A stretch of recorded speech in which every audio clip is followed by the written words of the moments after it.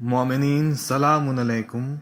جب حضرت آدم زمین پر تشریف لائے تو آپ یہاں 1000 سال اور چند دن زندہ رہے۔ 1000 سال گزرنے کے بعد آپ علیل ہوئے تو جناب شیث کو پکارا اور فرمایا، میرے بیٹے کوہ سینا پر جائیے اور میرے لیے زیت اور زیتون لے کر آئیے۔ جناب شیث کوہ سینا پر آئے، بارگاہ خداوندی میں عرض کی، خدایا تیرا بندہ خاص آدم بیمار ہے، وہ زیتون کا خواہش مند ہے، مالک بڑا کرم ہوگا اگر یہ خواہش پوری ہو جائے۔ فوراً آواز آئی، ہاتھا کعبے کا، لاؤ اپنا پیالہ آگے بڑھاؤ۔ جناب شیث نے جیسے ہی پیالہ آگے بڑھایا وہ حکم خداوندی سے پر ہو گیا۔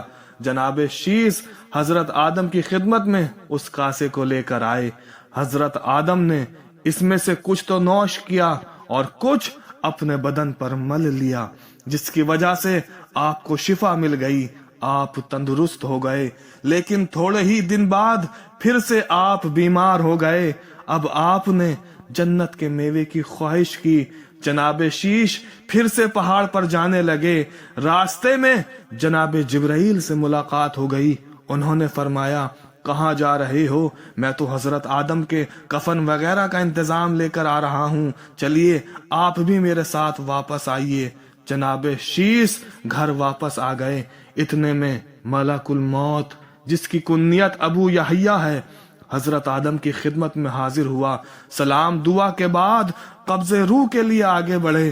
جناب جبرائیل نے نرمی کے ساتھ قبض روح کے لیے کہا۔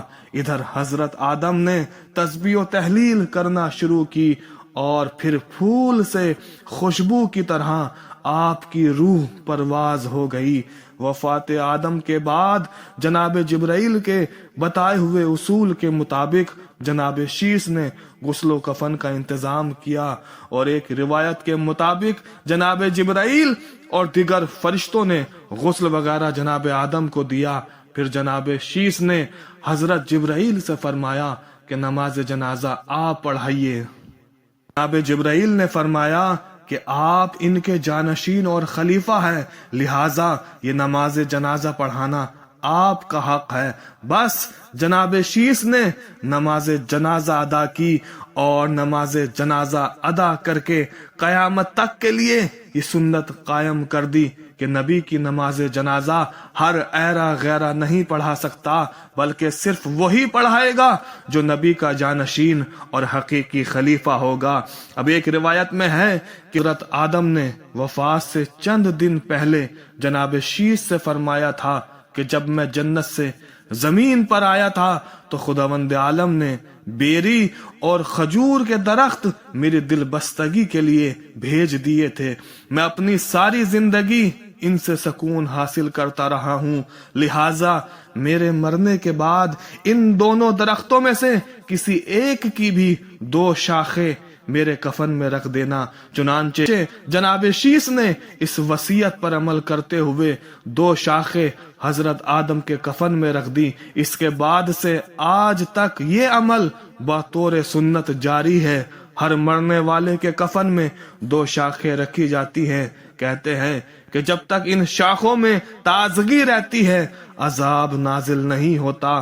جناب آدم کی وفات کے بعد جناب حوا مسلسل گریہ کرتی رہیں، اور پھر 1 سال کچھ دن بعد بیمار ہو کر اس دنیا سے جناب حوا بھی رخصت ہو گئی، اور پھر انہیں بھی جناب آدم کے پہلو میں دفن کیا گیا۔